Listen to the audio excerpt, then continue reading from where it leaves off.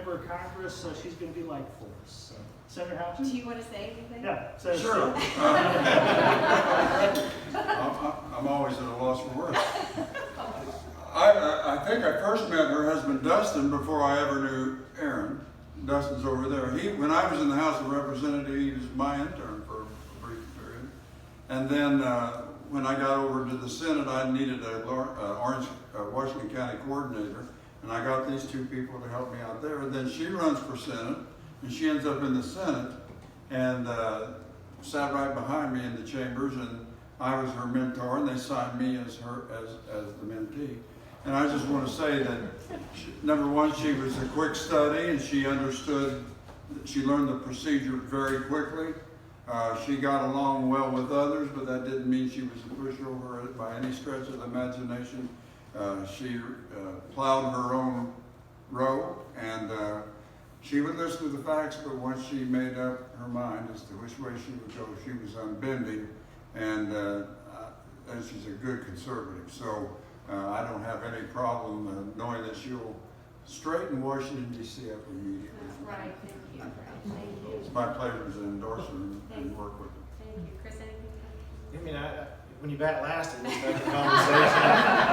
But, a lot of things gets repeated, but I can just double down on what Brent just stated. I mean, Erin's a strong conservative, and she'll serve us well in the 9th District, so I'm pleased to be here to support her. So. Well, thank you guys so much. It means a lot to me to have your support, and Becky Skillman is also a host, not able to be here. But my goodness, yeah, he was my mentor, yes. And he sat in front of me, and I think he might have had a few paper wads in your hair. I don't know, some days. Somebody bothered me. Somebody might have. So I got my start. I was an intern in the state Senate in 1999. That's where I met my husband. He was in the House. He was the only House intern I met. I grew up in Scott County. He was in Washington County. We met, and I guess the rest, as they say, is history. That's where I got bitten by the bug to serve, to be part of this process. My dad was a dentist in Scottsburg for 25 years, and I've met, some of you have probably heard me say this before. He said, Erin, you can be anything you want to be in the world, just don't be a dentist. So I went into politics. I guess that's kind of like pulling teeth. But in the state Senate, it has been my pleasure to work with these folks. They are great conservatives too, and it has been an honor to serve with them. One of the things I'm known for in the state Senate is being a conservative fighter, a staunch conservative fighter. And Brent's absolutely right that once we get on an issue, we stick to it. I've been described as the third monkey trying to get on the ark and it's starting to rain when I get on an issue. And that's the kind of fighter I think we need in Washington, D.C. If we're going to save the country, if we're going to turn the country around, we have to send people who are willing to fight. Right. And I'm the only candidate in this race that has a proven record of fighting for our conservative values again and again, and doing so successfully. There's 9 candidates in this race. I'm the only one in the last decade that has that proven record of doing what I say I'm going to do, and standing up for our values, and not just going to do, or not just going to be, but going to do. And not just going to push red or green, but going to fight. And I will take that fight to Washington, D.C., just as I have in the state Senate. I fought on the issue of life. I'm the only candidate to be endorsed by both Susan B. Anthony list and the Indiana Right to Life.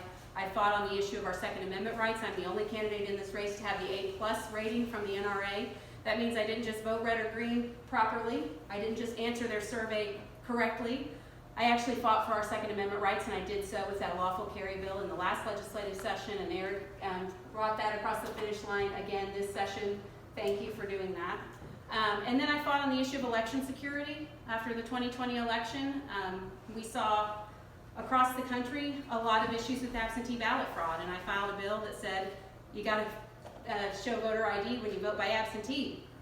And I filed a bill that said that legislatures are the only ones that can change election laws, not unelected bureaucrats on the election boards, not secretaries of states, not governors. Nobody can change the election laws but our legislatures. I pushed that bill all the way through to the very bitter end, and it was Republicans in the House. Sorry, it wasn't Chris May. It was not Chris May. But it was Republican leadership in the House that stood up and said, we're not going to do it this year. We did come back this next year, and we did get election security on absentee ballots done. But it was those kind of things. It's fighting for those kind of things. It's doing what you say you're going to do, and digging into these policies and trying to save the country, which is why I'm running for Congress. I'm grateful to have these folks as my friends and supporters, and I'd be grateful to have all of you on our team too. Thank you for being here, and look forward to visiting with you as the evening continues. Thank you so much. Thank you.